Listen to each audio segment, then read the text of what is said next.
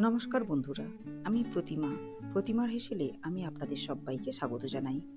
আজ আমি আপনাদের সঙ্গে শেয়ার করব খুবই লোভনীয় একটি রেসিপি। আমার আজকের রেসিপি আমলকির মোরব্বা।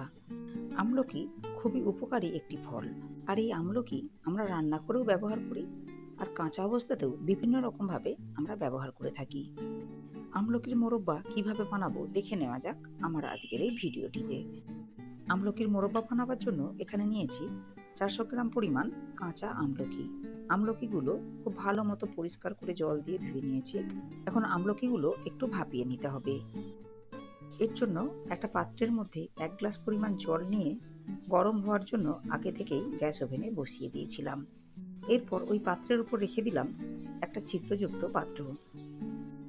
এরপর ওই পাত্রের মধ্যে আমলকিগুলো দিয়ে ঢাকা দিয়ে 5 মিনিট মতো ভাপিয়ে নিতে হবে। মিডিয়াম ফ্লেমে 5 মিনিট ভাপিয়ে নিয়েছিলাম। দেখুন, খুব বেশি নরম করে সেদ্ধ করিনি। এভাবে সেদ্ধ করে নিলে আমলকির কষাটে ভাব কমে যাবে। আমলকিগুলো খুব ভালো মতো ঠান্ডা করে নিয়েছি। এরপর আমলকির উপর একটা কাঁটা চামচ দিয়ে এভাবে ছিদ্র করে নিতে হবে, যাতে করে আমলকির মধ্যে খুব ভালো মতো চিনির সিরাপ ঢুকে যেতে পারে। এভাবে সব আমলকিগুলোর মধ্যেই কাঁটা চামচ দিয়ে একটু গেঁথে নিতে হবে।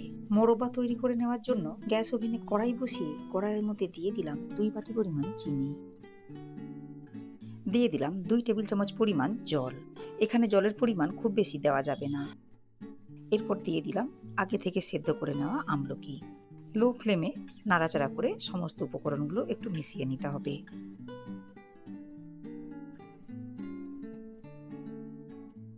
দেখুন, কয়েক মিনিট নাড়াচাড়া করে নেওয়ার পর চিনির দানাগুলো গলে গিয়ে জল ছেড়েছে।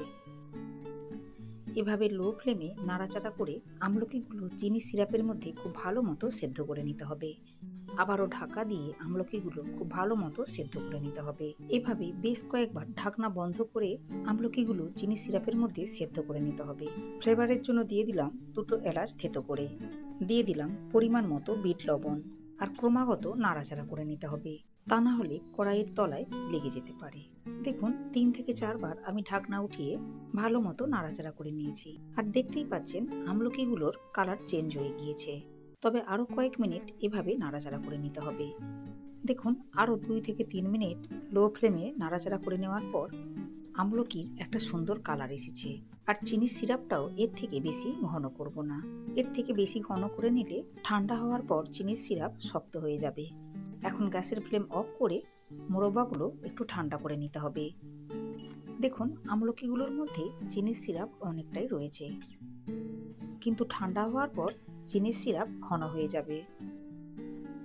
আমার আজকের এই আমলকির মোরব্বা তৈরির রেসিপিটি আপনাদের ভালো লাগলে লাইক ও শেয়ার করবেন। রেসিপিটি ফেসবুক থেকে দেখলে পেজটিকে ফলো করে নেওয়ার অনুরোধ রইল। ইউটিউব থেকে দেখলে চ্যানেলটাকে সাবস্ক্রাইব করে পাশে থাকা বেল আইকনটি প্রেস করে নেওয়ার অনুরোধ রইল। আমি চ্যানেলে যখনই কোনো নতুন ভিডিও আপলোড করব, সাথে সাথে নোটিফিকেশন পৌঁছে যাবে আপনার কাছে। ভালো থাকবেন, সুস্থ থাকবেন। ধন্যবাদ।